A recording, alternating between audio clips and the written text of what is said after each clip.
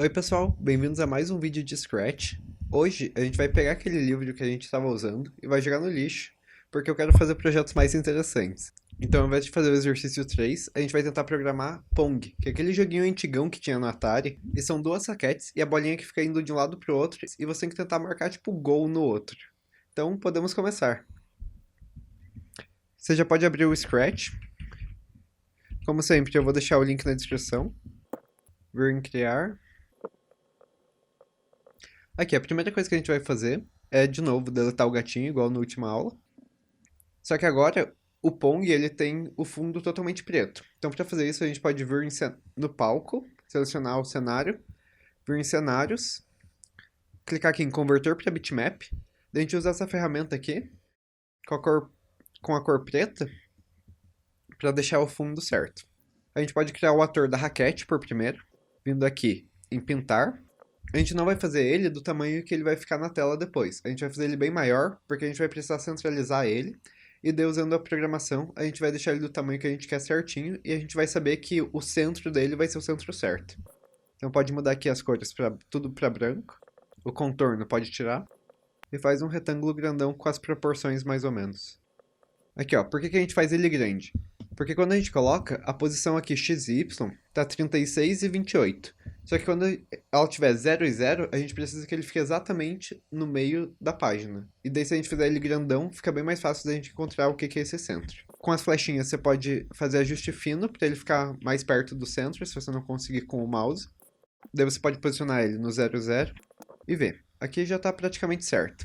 O código para ele vai ser bem simples. A gente vai vir em eventos, puxar esse quando a bandeirinha for clicada. Vamos em controle, colocar um loop. Só que antes do loop a gente vai precisar deixar do tamanho certo. Então a gente vem em aparência, puxa o defina o tamanho como. Dá pra colocar uns 25%, testar. Mais ou menos isso tá bom assim. Você vê pelo seu jogo, você decide o tamanho que você quiser. Então, como que é o movimento da raquete? A gente tem que pensar que esse jogo é para duas pessoas. Então, uma vai ser um jogador, a outra vai ser o outro. Um deles vai ser controlado pelas setinhas do teclado e o outro pelas teclas W e S, para cada um poder jogar de um lado do teclado. Então, para fazer isso, a gente vai ter que colocar um sensor que ele vai identificar quando você clica na seta que vai para cima e na seta que vai para baixo de cada um dos lados e mover essa raquete de acordo. Então, dentro do loop sempre, a gente vai colocar um C, dois C na verdade, porque a gente vai precisar do controle para cima e para baixo. A gente vem em sensores, puxa 2, tecla pressionada. No de cima, a gente pode colocar seta para cima e no de baixo, seta para baixo. Daí a gente pode ir em movimento. Ao invés de usar o mova 10 passos, como a gente normalmente usa, a gente vai vir aqui para baixo e vai usar esse adicione 10 a y. Duas vezes, só que no de baixo a gente coloca adicione menos 10, porque daí aponta para baixo. Por que a gente está usando esse e não o mova 10 passos? O mova 10 passos ele funciona encontrando a frente do seu objeto e indo nessa direção. O adicione alguma coisa a y, ele vai mover só para cima e para baixo. Então, mesmo que dê algum problema na direção da raquete, ele só vai mover para cima e para baixo como tem que ser. A gente também pode adicionar em movimento esse defina estilo de rotação para, e a gente vai colocar não rotacionar. Porque quando a gente bater em cima, ele ia dar um giro assim e a raquete ia ficar torta. Só que ela tem que ficar sempre retinha. Então a gente pode colocar isso que ele não vai dar problemas. Se a gente clicar no play, podemos testar. Tá funcionando, só que ele tá saindo para fora da tela. Então é só puxar o se tocar na borda volte. Aqui, tá funcionando certinho. A outra coisa que a gente vai fazer é criar duas variáveis do x e do y, porque a gente consegue aqui acessar a posição x e a posição y do nosso negócio. Só que a gente não consegue fazer isso de outros atores. E a bolinha, ela depois vai precisar dessas informações para saber se ela passou da raquete e alguém fez ponto, e ela também vai precisar disso para saber em qual direção que ela vai sair depois que ela bater na raquete. Então a gente pode vir aqui em variáveis, criar uma variável, a gente pode colocar dir de direita, porque ele vai ficar do lado direito, que é o lado das setinhas no teclado, x, porque nesse que a gente vai guardar a posição x da raquete da direita. E a gente pode criar outra variável, dir y, para a gente guardar a posição y da raquete da direita.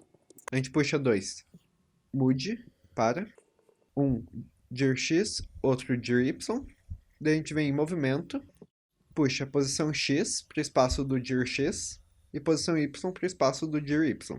A gente também pode, em variáveis, esconder essas duas para elas não ficarem poluindo a visão do jogo. Então, basicamente, a raquete direita está pronta. Ela vai para cima e para baixo e ela armazena as posições para que qualquer um possa acessar. Então, a gente pode duplicar ela. A gente pode mudar o nome dela para dir raquete.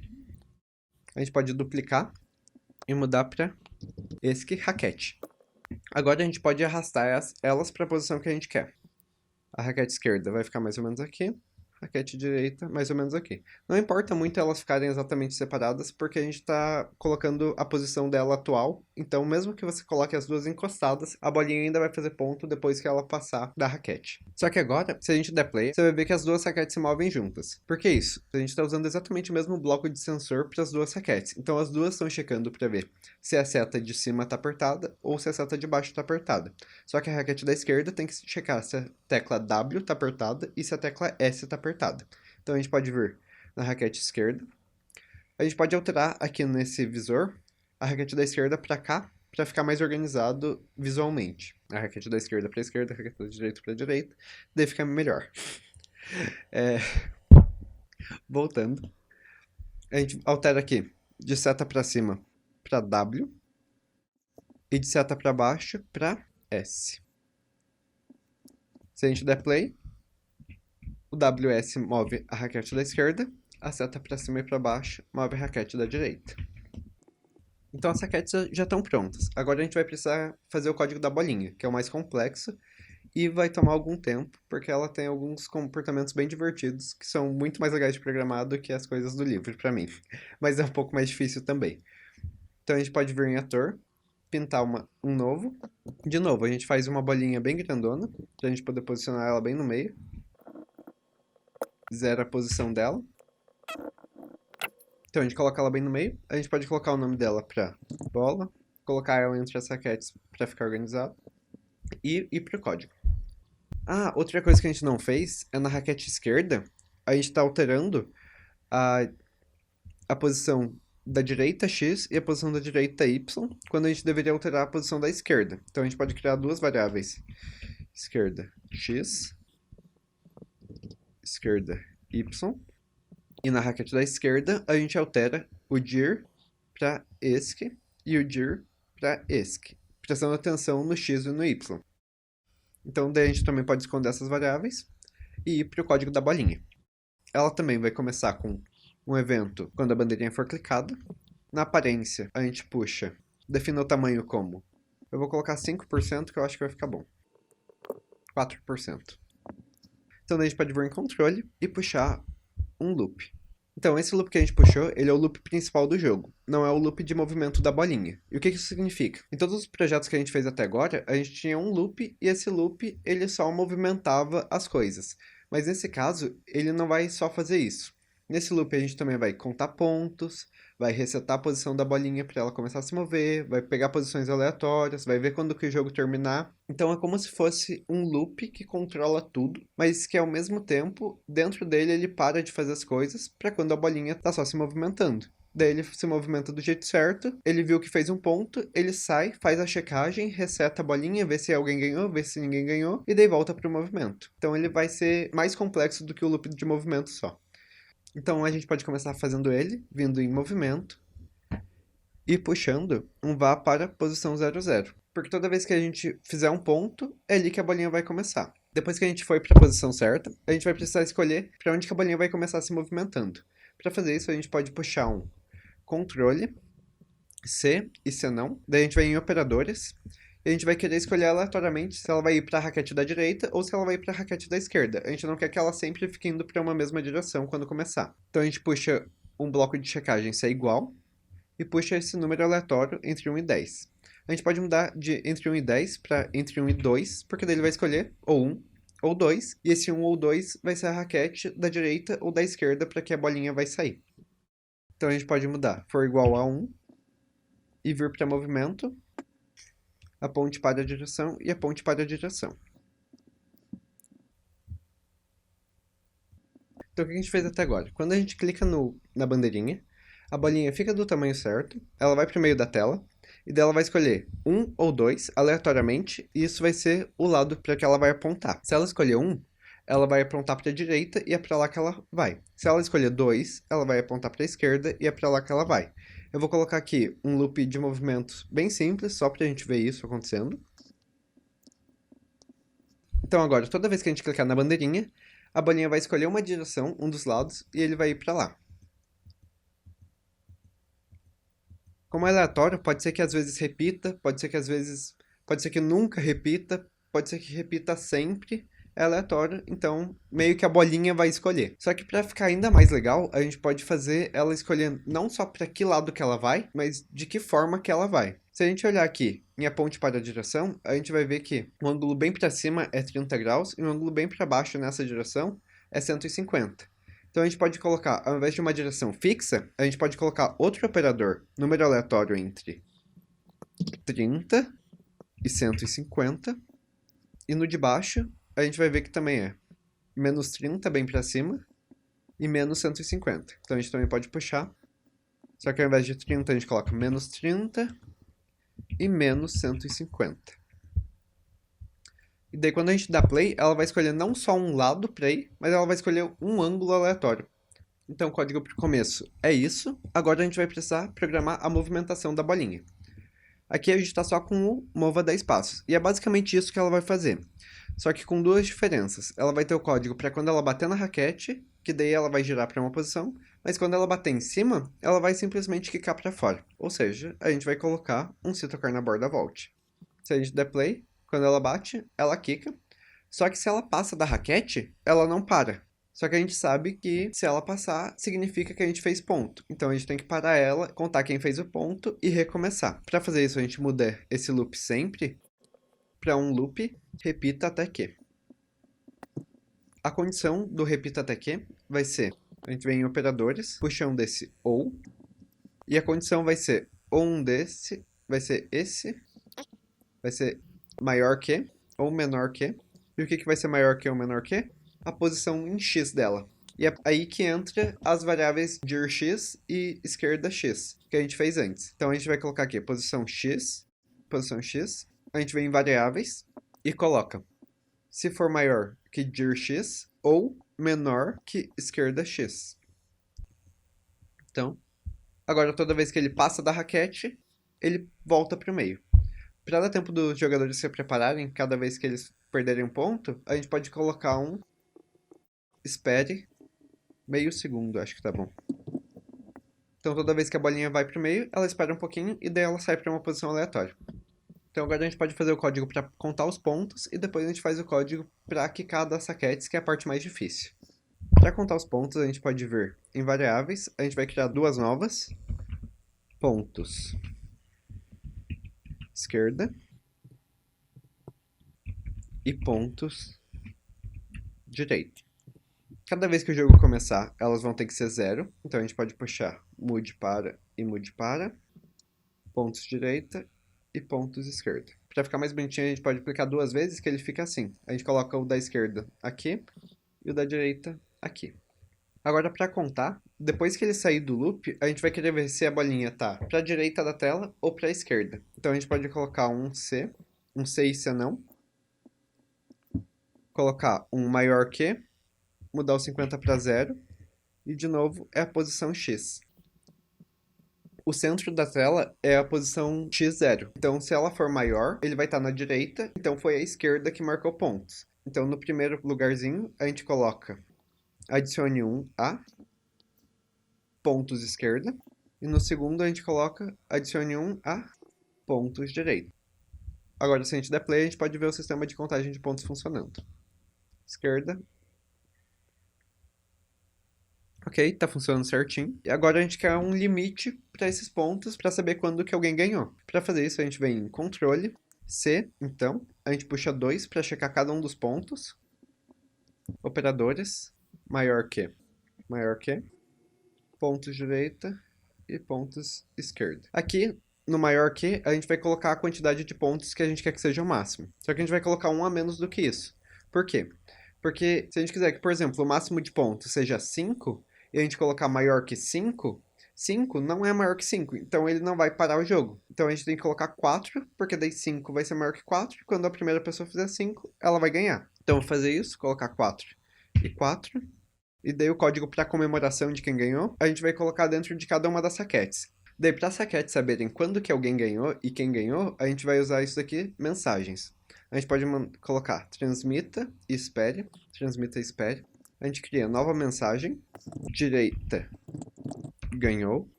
Presta atenção para colocar o direita e o esquerda dentro do pontos direita e dentro do pontos esquerda. Esquerda ganhou. A gente pode puxar pare todos para acabar o jogo, nesses dois. E é isso para a bolinha. Daí para fazer a animação de comemoração, a gente pode ir dentro de uma das saquetes, vir em eventos, e daí ao invés de usar quando a bandeirinha for clicada, a gente vai colocar isso aqui, ó. Quando eu receber, no caso eu tô na raquete da esquerda, então eu vou colocar quando eu receber, esquerda ganhou. Daí a gente pode vir em aparência, eu vou colocar diga ganhei. Você pode colocar a mensagem que você quiser. E para ficar um pouquinho mais legal, eu vou colocar um loop, repita 50 vezes. E daí em aparência eu vou colocar mude 10 ao efeito cor. E o que isso vai fazer? Quando a raquete da esquerda ganhar, ela vai falar ganhei e ela vai começar a mudar de cor várias vezes e daí o jogo vai parar. A gente pode clicar aqui em cima para ver o que acontece quando esse código é executado. Ganhei e ele muda de cor várias vezes. A gente pode copiar isso e colar igualzinho aqui na raquete da direita, só que a gente muda de esquerda ganhou para direita ganhou. Se a gente clicar aqui, a gente pode ver que ele é basicamente a mesma coisa. Então agora só falta a gente fazer o jogo funcionar. Porque quando a gente dá play, a gente consegue ganhar, a gente consegue fazer tudo, a gente só não consegue bater na bolinha. Ela fica indo de um lado pro outro, a gente pode mover a raquete como quiser, mas a gente não consegue jogar. Então a gente vai vir dentro do loop do movimento da bolinha, que é esse que tem o repita até que. E aqui dentro a gente vai colocar dois blocos C. Podemos colocar aqui no meio. Esse se tocar na borda volt tem que ficar fora dele. No primeiro, a gente vai vir em sensores, colocar tocando em raquete da esquerda e no outro tocando em raquete da direita. Agora o que a gente vai fazer aqui dentro é um pouco difícil, mas é só fazer exatamente igual que eu vou fazer. Eu vou explicando mais ou menos o que acontece, mas se você não conseguir entender, tudo bem, é bem complexo mesmo, mas é para fazer um efeito bem legal no movimento da bolinha. A gente vai vir em movimento, a gente vai colocar a ponte para a direção e outra ponte para a direção. Então, como que vai funcionar a direção que a bolinha vai sair? Vai ser assim, quando a bolinha vier e ela bater na raquete, se ela bater bem em cima, a gente vai querer que ela saia no ângulo bem para cima. Se ela bater embaixo, a gente vai querer que ela saia no ângulo bem para baixo. Se ela bater no meio, a gente quer que ela saia no meio. E daí, dependendo, se for um pouquinho para cima, a gente quer que ela saia um pouquinho para cima. E dependendo da posição que ela bater aqui, vai ser o ângulo que a gente quer que ela saia. Então, basicamente, o cálculo que a gente vai fazer é pegar a altura máxima que ela pode bater na raquete e a altura mínima que ela pode bater na raquete. E isso daí vai ser igual ao ângulo máximo que a gente quer que ela saia para cima e ao ângulo mínimo que a gente quer que ela saia para cima. Mas, enfim, sem mais delongas, como que é essa fórmula? A gente vai vir em operadores. O primeiro de tudo é menos. A gente vai usar o posição Y no segundo. E o primeiro vai ser esquerda Y.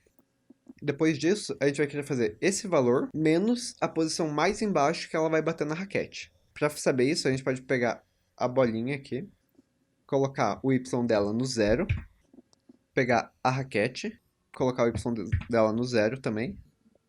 Daí quando a gente arrastar a bolinha aqui no canto, que seria o máximo que ela pode bater, a gente vai ver qual Y que a bolinha vai ficar. A gente vai usar a bolinha como uma régua.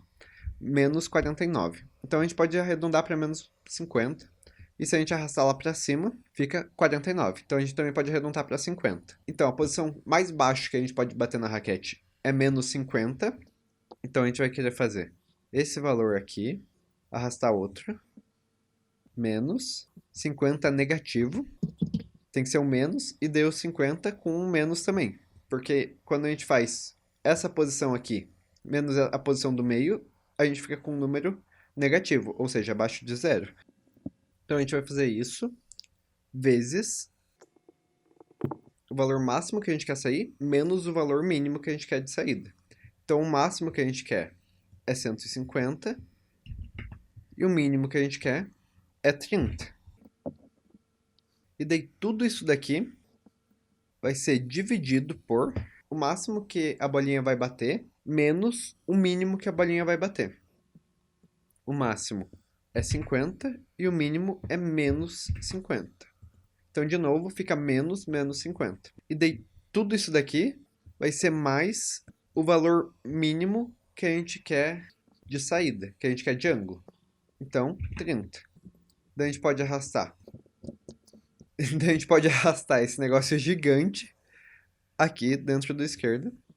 Se a gente der play e testar, aqui, a gente pode ver que quando a bolinha bate na esquerda, ela sai no ângulo proporcional ao lugar que ela bateu na raquete, o que fica muito legal de jogar. Daí, para fazer a mesma coisa para a raquete da direita, a gente copia esse bloco gigante aqui.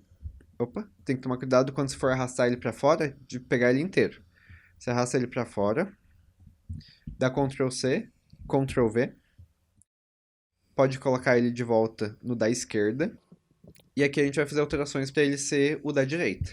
Primeiro de tudo, a gente vai mudar de esquerda Y para direita Y. E depois a gente vai mudar o 50 para menos 150, porque vai ser tudo para o outro lado. Então tudo que for ângulo, que eu tiver falado que é ângulo, a gente vai colocar menos. Então a gente vai colocar menos 150, menos 30, e aqui no final, menos 30 de novo. A gente pode deletar esse esquerda Y aqui e arrastar esse bloco gigante para a posição da raquete da direita. Então, se a gente der play... se eu conseguir jogar. Então, se a gente der play e jogar, você vai ver que todas as vezes proporcional aonde ele bateu é o ângulo que ele vai sair. O que deixa muito divertido de jogar. Tipo, muito legal. Eu me diverti muito ontem jogando com a minha irmã. Mas então é isso. Espero que você tenha gostado. Se você tiver visto alguma coisa que você queira mudar, a animação de ganhar, quiser alterar a quantidade de pontos que fez, quiser alterar o jeito que o ângulo se comporta, tudo isso é muito legal para o seu aprendizado, você ficar brincando com esses valores, pegar essa fórmula gigante, talvez pesquisar no Google, fórmula de conversão de escalas, e tentar realmente entender que é o que vai melhorar muito suas habilidades de programação e de lógica. Então, muito obrigado por ter assistido. Se tiver gostado, deixa um like no canal, se inscreve aí, deixa like no vídeo também, não só no canal. E até a próxima!